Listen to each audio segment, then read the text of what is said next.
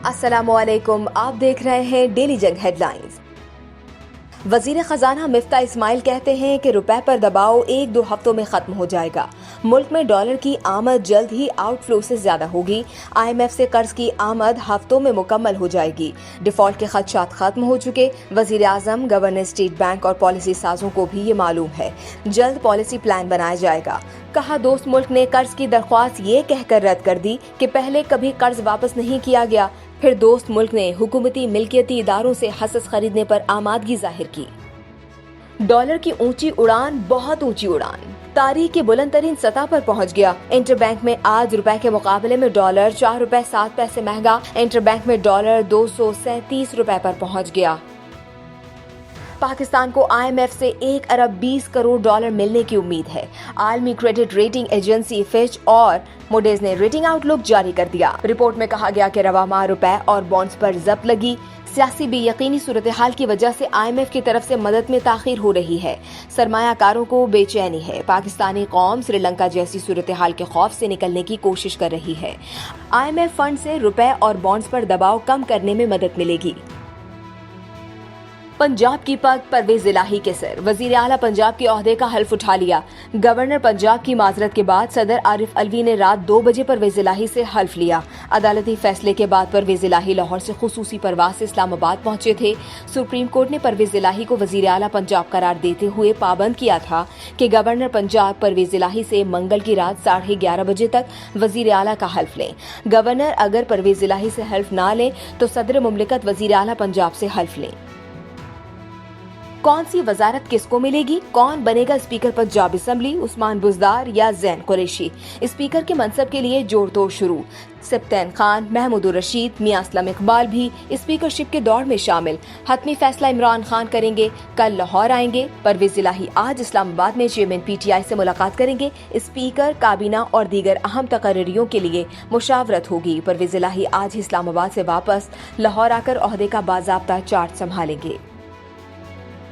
Supreme court ने परवेज इलाही को वजीर आला पंजाब करार दे दिया। हमजा शहबाज का इंतखाब गैर कानूनी करार। फौरी ओहदा छोड़ने का हुक्म दे दिया। काबीना भी कलअदम करार। 3 रुकनी बेंच का फैसला चीफ जस्टिस ने तहरीर किया।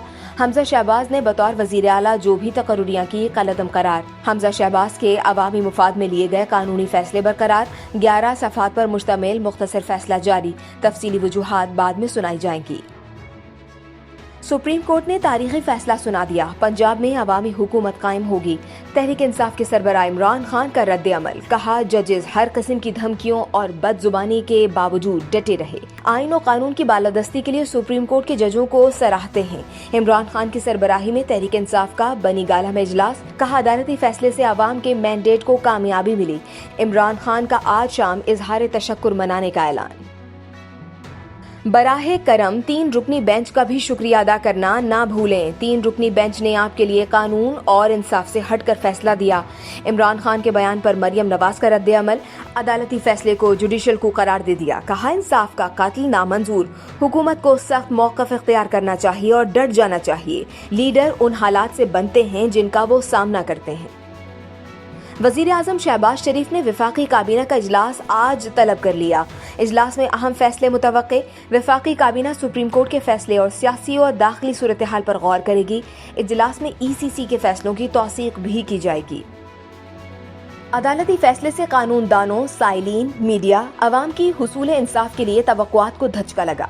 वजीर आजम शहबाज शरीफ ने कहा कि अदलिया की साख का तकाजा और करीना इंसाफ यही था कि फुल कोर्ट तश्कील दिया जाता। इंसाफ न सिर्फ होता बल्कि होता हुआ नजर भी आता। आइन ने सब इदारों को मुतय्यन हुदूद में काम करने का पाबंद किया है।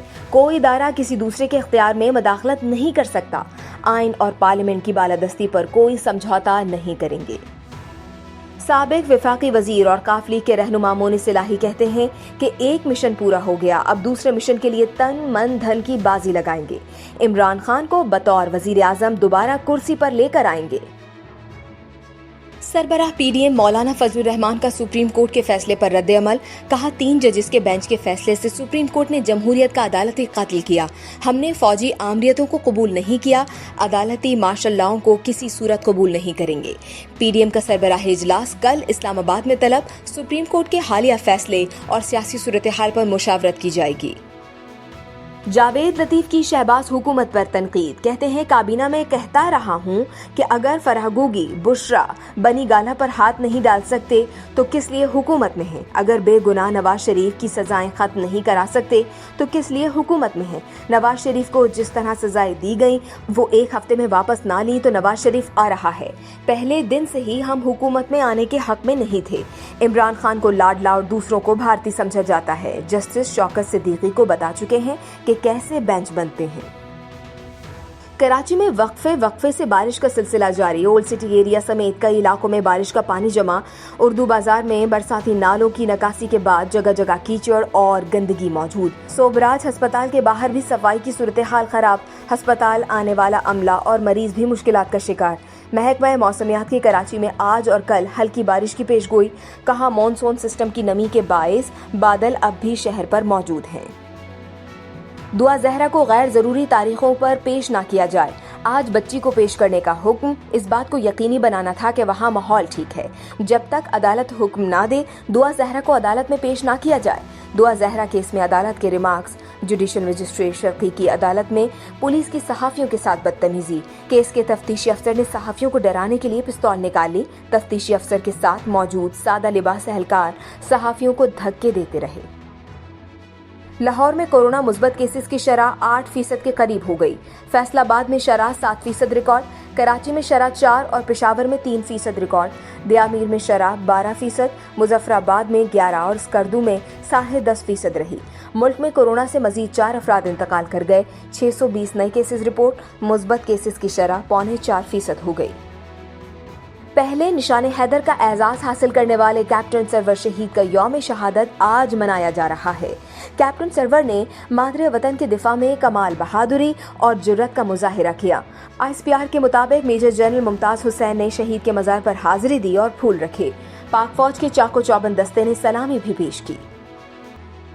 بھارتی اپوزیشن جماعت کانگریس رہنما راہل گاندھی کو نئی دلی پولیس نے حراست میں لے لیا۔ وہ اپنی والدہ اور پارٹی سربراہ سونیا گاندھی کے تحقیقاتی ادارے میں پیشی کے خلاف دھرنے میں شریک تھے۔ راہل گاندھی کا کہنا تھا کہ مودی دور حکومت میں بھارت پولیس اسٹیٹ بن گیا ہے۔ سونیا گاندھی کو انفورسمنٹ ڈائریکٹوریٹ نے کرپشن کیس میں پوچھ گچھ کے لیے طلب کر رکھا ہے۔ گال ٹیسٹ کا چوتھا روز، دوسری اننگز میں پاکستان کے خلاف سری لنکا کی بیٹنگ جاری۔ 7 وکٹوں کے نقصان پر 297 رنز بنا لیے۔ سری لنکا کو کھانے کے وقفے تک 444 رنز کی برتری حاصل۔ اور بالی ووڈ اداکار رنویر سنگھ کے خلاف انسٹاگرام اکاؤنٹ پر اپنی بیہودہ اور فحش تصویریں پوسٹ کرنے پر مقدمہ درج کر لیا گیا۔